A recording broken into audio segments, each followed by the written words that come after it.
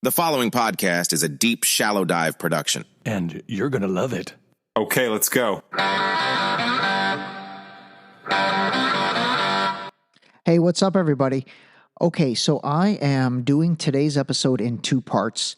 Right now, it is before the debate, so it's probably around 4 o'clock yesterday, being Thursday, June 27th. And so I wanted to actually record a little bit before the debate happens. The debate's coming up in a couple hours, and then I will supplement this episode with recording after the debate to kind of give some analysis on the debate. So here's some things that I think is going to happen. One is I do think they are going to cut off the microphones, which actually I'm totally supportive of because I'm not interested in hearing like the type of debates we've seen in the past. I genuinely want to have these guys answer questions. Let's hope that Jake Tapper and I think it's Dana Bash on CNN, let's hope they ask some real questions. And it'll be interesting to see if, obviously CNN is a left-leaning liberal network that is in support of Biden versus Trump. So let's see if they're fair in their questioning. Secondly, just some things that I think are going to come out. First of all, I think they're going to say convicted felon with Trump, whether it's Jake Tapper and Dana Bash saying it or Biden saying it, but I think that is going to be used a lot. I think it's going to be convicted felon. I've been watching a little of this like CNN spin room pregame. I can't even believe I'm watching CNN pregame right now. This is ridiculous. But these guys, they've already said convicted felon like 27 times. So I think that's going to be a theme of the night. Let's see if the Julian Assange thing comes up at all. I don't know if it will, but like I said over the past couple episodes, I think his release was interesting timing, to say the least. So let's see if that comes up at all. Let's see if, I'm trying to think if, some other storylines. I'll be very curious if Trump is able to control himself and not just like degrade into name calling and, just kind of the shenanigans that he does. So let's see if he comes into this with a little different strategy. I hope he does. One of the problems with Trump is just the people around him, I think, are kind of knuckleheads. Like, I really don't think he has the proper support structure or, counsel around him, not legal counsel, but, people that can advise him. I wish he had some better folks around. Although, some of these big venture capital, private equity guys seem to be getting behind him. Hopefully they, kind of just coach him to just not be so, I don't even know what the word is. But anyway, let's see if that happens. And then I'm trying to think of the final thing. I think they're going to agree on things. They'll probably agree on their support for Israel, and they will probably agree. That might be it, actually, to be honest with you. I think the rest will be Biden touting the economy, touting everything, and then Trump probably trying to say that, things are the worst they've ever been. Oh, the border. I think the border is going to be a big issue. The border and, the immigration situation. I think that's going to be a huge, huge discussion point. And then, one more thing. I guarantee you they bring up January 6th insurrection. They're going to bring that up a ton, or at least Biden is. And then I also think Jake Tapper and Dana Bash are going to they're going to ask Trump the really pointed questions, such as, do you think that the 2020 election was stolen from you? They're going to ask him basically the stuff that they want to make him answer. So anyway, we'll see. We'll see what he says. And then lastly, I'm going to make this statement on record right now. I think things are heating up in northern Israel on the border of Lebanon with Hezbollah now. And I think that is going to turn into an all-out war that could potentially, if I'm right about this, that'll be insane. I think it could potentially end up leading to, let's just say, disruption in the election. And maybe that's why this debate is happening. I don't know. We'll see. Read between the lines a little bit on that. All right. I will be back after the debate. All right. I'm back after the debate. I'm on a different microphone, so it might sound a little different. That is not your audio. That is my audio. Okay. Let me give some top lines on this. First of all, I think Biden looked terrible. I really did. Health-wise, I'm talking. He looked lost overall. His eyes, they would what do you call it? Looks like they were dilated, actually. Anyway, he did not look good physically, and I think that is going to be a lot of the chatter about the debate is really going to focus on his health and the way he looks, because he did not look good. And, health-wise, acuity-wise, all that, Trump did look good. I mean, he looked fine. I will say Trump started off being like Trump, and just I was like, oh man, this is not going to be good. But he definitely chilled out. He chilled out as the debate went on, and I think that did him a tremendous service. Again, Biden's health just looks so weakened that you almost don't even have to attack him at all. It kind of just, he's a little bit his own worst enemy. Okay, I'm going to go over some of the topics, and I will say this as a preference. Even though Biden health wise did look way worse, he does it. He does answer the questions better than Trump does, and I'm going to give you specific examples. I don't think Trump's team prepares him well enough on the issues, and I do think somebody coached him in being a lot more chill, that was for sure. But they just don't coach him on the issues. And again, I'm going to give you examples, but unfortunately, he just doesn't answer the questions a lot of times, and he takes it in the direction that he wants to go, which I think is fine sometimes. I mean, that's a politician move. But again, it's like some of the questions he didn't answer, they were kind of the easy ones. Like, just answer the question. And like I said, I'll give you examples.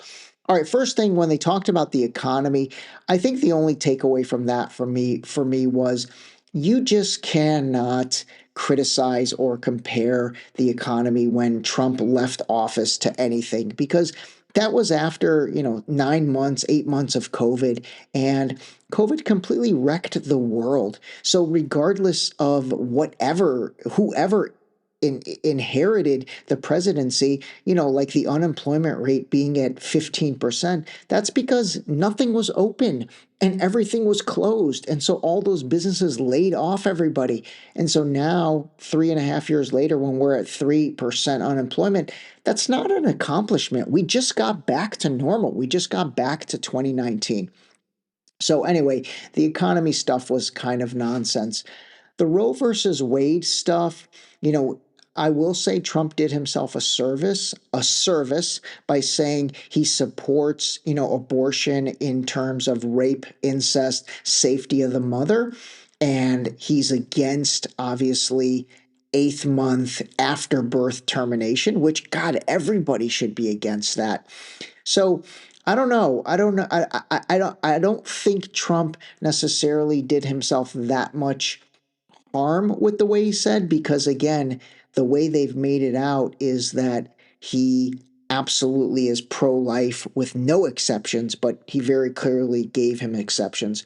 Biden, on the other hand, he really went out hard against state rights, and basically, I mean, that's what Roe v. Wade is. But I don't know. I don't know if that's the right tactic, because again, right now, I think people, they don't want more consolidation of power in the federal government. So anyway, I don't really think that worked in Biden's favor much. I will say Trump dropped Ronald Reagan's name several times. And so, obviously Reagan probably is the last great, president, probably, but definitely Republican president. So it was interesting that he dropped Reagan's name, a few times. I think that was trying to appeal to older voters who might be undecided to make a connection between himself and Reagan. Okay, let's get into the immigration and border security. I mean, the border crisis, I've talked about this so many times on the podcast. There's a specific episode dedicated to the border crisis, a specific episode dedicated to the fentanyl crisis. I mean, you just can't argue this.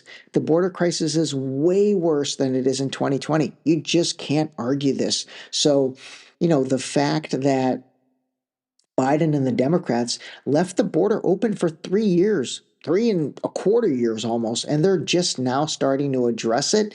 I mean, again, that just tells you everything you need to know. And, I do think the American public is not that stupid. Like, they're kind of stupid sometimes, but I think they realize there's a major border crisis. I will say one of the themes from Biden throughout the night was he basically his defense was just that, he's lying, he's lying. But again, we've seen all the videos of the border crisis, so I don't think that defense is worth it or worthwhile anymore. I will say, in terms of CNN and the reporters, they did a pretty good job. I can't really criticize them too much. By the way, I did love the format of tonight. That was fantastic. I love the fact that it seemed like they cut the microphones off like I thought they would, because again, we don't want those interruptions. We want them to answer the question. Jake Tapper. Oh, by the way, I took notes, so I'm trying to read through my notes. So I will say this. This is another theme of the entire debate. They really did ask Trump much more direct questions, and I'll give you an example. I mean, they asked him, will you deport every undocumented worker in the United States? And again, I mean, that's a hardcore question, but it is a fair question. And Trump deflected it. He didn't answer it. He should have just answered, "No, I'm not going to deport every undocumented worker, but we're going to create a system where, everyone's going to be analyzed and we're going to see what contributions they're making, yada yada yada." You could come up with something much better than, again, his deflection. He really does deflect a lot of questions. I honestly didn't realize that as much before as I did tonight. I will say he brought up Trump, that is, the veterans getting nothing, and I do agree with this because I've seen a lot of, videos, and honestly I've read a lot of things about just the hard time veterans are having. And then he brought up the immigrants that are living in, the luxury hotels in New York City. And that's true. Like we see that with our own eyes in videos, and then also in news stories. And then also New York's Mayor Eric Adams comes out and says, "Hey, we can't house these immigrants anymore." After Eric Adams told them we're a sanctuary city, come one, come all. So again, these are other areas where, sometimes Trump's delivery isn't as succinct as it needs to be, but these are areas that he should win easily, easily. And that's evident because, Biden's final thing was, he said, "You're a sucker and you're a loser." I mean, honestly, Biden looked a little bit like a lunatic. There was one point he was like gritting his teeth, and I thought he was gonna run over there and attack Trump. I'm not even kidding. He definitely has that like old man anger in him. He really does. And obviously, it's not a good look. At the same time, I do think Trump stayed relatively calm. He had his moments where I was like, "Oh boy, here he goes." But he actually did okay. Here's another example. So then they moved into Russia versus Ukraine. I mean, again, Trump being Trump, he didn't start by answering that. He actually did this in pretty much every section, but he went back to the previous section, and so he went back to veterans. The other thing that was crazy is Biden's facial expressions. I mean, I was watching this on a 75, or it might have been an 82-inch TV, and so I mean, those facial expressions were just bad. They really were bad. When it was Biden's time to talk about Russia versus Ukraine, he was trying to trying to equate Trump and Putin together, but he kept saying Trump when he meant to say Putin. And I'm surprised Trump didn't pick up on that because it came off very weird. Unless I missed it. I'll have to go back and listen. But I swear I thought he was like talking about Trump. And I was like, God, I think he means Putin. Anyway, I'll go back and listen to that. All right, then they moved into the Israel Gaza stuff. Honestly, the winner of this section was Green Party candidate Jill Stein because neither one really addressed the issue. Neither one did themselves any favors with the pro Palestinian supporters in the United States and that voting contingency. I guarantee you both sides will both sides are going to take heat for their lack of acknowledgement of 36,000 dead Palestinians, innocent women and children. Trump definitely focused on that would have never happened. Hamas would have never had the guts. He kind of said the same thing about Putin and Ukraine. But I will say overall on the Israel stuff, Jill Stein was the winner for that. Okay, let's move into January 6th, the border. I mean, again, I did say this was going to be brought up, but it was kind of a big topic, but it wasn't brought up as much as I thought it was going to be. Anyway, I will say this. I don't think America is respected all over the world right now. I think Trump is right about that. I think Biden is wrong about that. I do think that things have been weaponized against Trump. I think he's right about that. I don't think I think Biden absolutely has done that. Trump did okay on the January 6th stuff, deflecting it actually, because I think this is absolutely one of the hot buttons. He brought up Nancy Pelosi several times. He brought up Pelosi's daughter because there have been some like damning videos on the daughter of Nancy Pelosi about how they basically knew what was happening and they didn't do anything about it. So he deflected that pretty well. Biden did bring up the saying Trump said there's going to be a bloodbath if he wins. Again, I talked about that in an episode, gosh, probably 50 episodes ago now, where Trump was misquoted at a rally in Ohio. So the fact that Biden brought that up, again, for anyone that's really paying attention, you should not be happy about that. Like if you are a Biden supporter, you should not want your candidate bringing up something that was completely taken out of context by the media and totally twisted because that one was. Last thing I'll say about the January 6th stuff is that January 6th committee, which I know Liz Cheney was on that and somebody else, that committee was awful. Liz Cheney is awful. Her dad is awful. That whole faction is awful.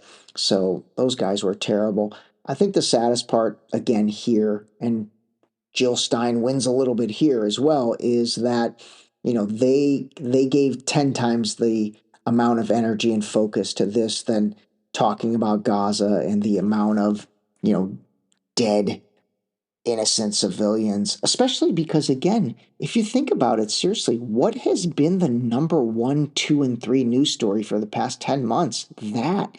And it barely got any airtime. All right, let's move on. He actually did not say convicted felon to Trump as much as I thought, as much as I said earlier. I thought that he was going to say convicted felon a ton. He didn't say all that.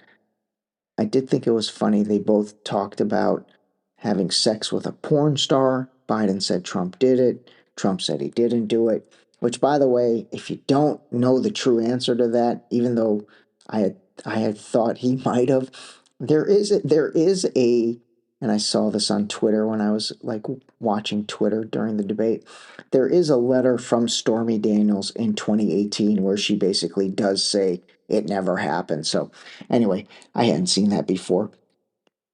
The other thing about the 34 felony charges, I mean, I played the Andrew Cuomo bit from Bill Maher the other day. And so, again, I do think the fact that Trump's polling numbers, his campaign donations, like have hit record highs after that, that just shows that, the American people, and especially his group, his base, did not support any of that.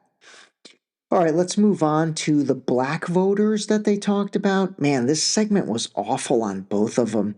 And if I was a black voter, I'd be looking for another candidate. I don't think either one really addressed much of the issues at all. And I don't think either one endeared themselves to the black voters much at all. Okay, climate crisis. Again, this is another one. I'm not going to talk too much about this, but I will say, the point Trump makes, and he makes it with NATO as well as the Paris Accord, is why is the United States footing the bill for everything? The Paris Accord would cost the United States $1 trillion. And then the largest polluter in the world is China, and they're not paying anything toward that. So, I do agree with him on that stuff. The amount of money that we spend on NATO and then this Paris Accord, it's like it's completely unbalanced. And that's when, in my mind, there's something weird about that. There's something weird about that. It's a big money laundering machine, basically. So, anyway, the climate crisis stuff, I'm actually looking for an expert in climate crisis to bring on. So, stay tuned on that. Okay, Social Security. I mean, man, this was the section that Biden was completely incoherent. I mean, it literally made no sense. And then on the other side, again, Trump didn't answer the question. The question was, do you want to get rid of Social Security and Medicare? Which I don't think he does. But again, he didn't answer the question. Moving on to childcare, again, another one. They talked about how childcare costs on average 11,000 per child, and the question was, what will you do to decrease that? Like, to me, that's a pretty easy question. You should be prepped on that. And you should be able to say, we're going to put XYZ program in place or provide XYZ tax cut in order to lessen that burden. But again, he didn't answer the question. Both of them actually kept coming back and forth to, being the worst president ever and all that. That's the stuff that honestly, they just both look childish when they do that. Okay, let's move on to the opioid crisis and overdose deaths. I mean, again, here's another one where, the fentanyl crisis to me seems something that you should absolutely be able to clearly speak on. And once again, I mean, Trump took it back to the border, but he didn't necessarily address exactly what he was going to do to curb the fentanyl crisis. I will say Biden does address the questions. He's been trained way better than Trump on, basically debating and doing these. And really the fundamental rule is you start off the answer with the question. And so this makes sense to me that Trump's not that good at this because he isn't at heart a politician. And you've got Biden who's been doing this for, gosh, what is it, 40 years now, 50 years now? So obviously, he definitely is much better at doing it, even at this elderly, incoherent age.